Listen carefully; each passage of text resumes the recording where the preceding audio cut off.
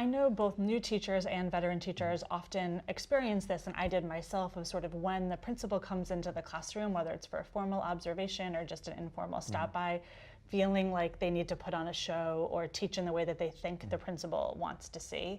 So I'm curious, from your perspective, sort of how do you balance this teachers being authentic to themselves and also that they feel pressure often to fit whatever it is they think their administrator is looking for?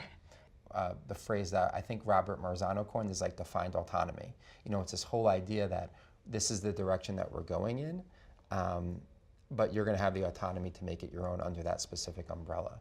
So I know that there are some teachers that want to explore something like Breakout EDU or maker spaces or whatever it might be. So really making sure that I support them in moving forward in those areas and that risk taking, while also saying, that's great, I will support you. At the same time, you know, this is what we're doing as a building. So it's really about that push and that pull and about that balance. So in some ways, it's just like what we want to offer our students, right? This idea, like as a class, we're all learning this, but then that individual conferring is sort of being able to differentiate where they are. Like the same thing with teachers in some way, like as a building or district, like here's the larger framework, but within that, you're all working on different things, or you all have different goals that you're working on. And I can imagine as a principal, you're sort of going and looking for both. A lot of times in my own professional study, I'm searching perhaps answers to a big question I have. That's usually how it starts. And the question usually comes from a pattern that I've noticed, reflecting on something that I've done, seeing a colleague do something that I think that could stretch me in my ways. So it's usually a big question that I'm after. Usually read on my own or just try something on my own. Or even watch video of myself alone on my own, and that's usually when I then call a friend. It's usually Gravity who I call, or a colleague that I'm teaching with, and I usually just get one other person in on it with me because I feel really comfortable. In regards to my own professional learning, I try to read. My goal is to read for at least 4 hours a week, which isn't a lot.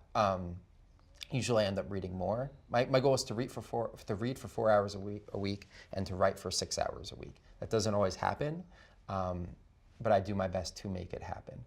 I think it also helps to be in conversation with other colleagues and to continue to read professional literature to remind you of how important it is to really be always growing and stretching yourself. And that I feel like teaching and learning is just a constant journey. It just never stops.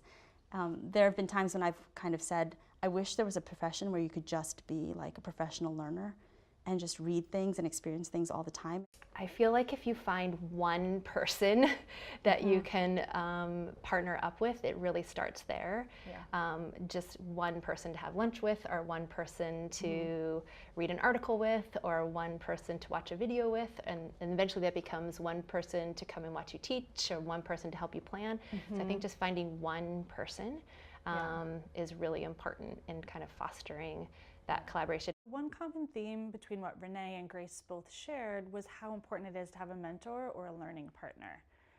We can't do this work alone, and we especially can't appreciate and really get mirrored back to us all the gifts and talents that we have in teaching in isolation. So finding that one person in our school, whether they're a colleague or a mentor or a coach, is just so essential. And if nothing else, that person can remind us how amazing we are and what those special qualities are, so we can own those and bring those into teaching like ourselves even more fully.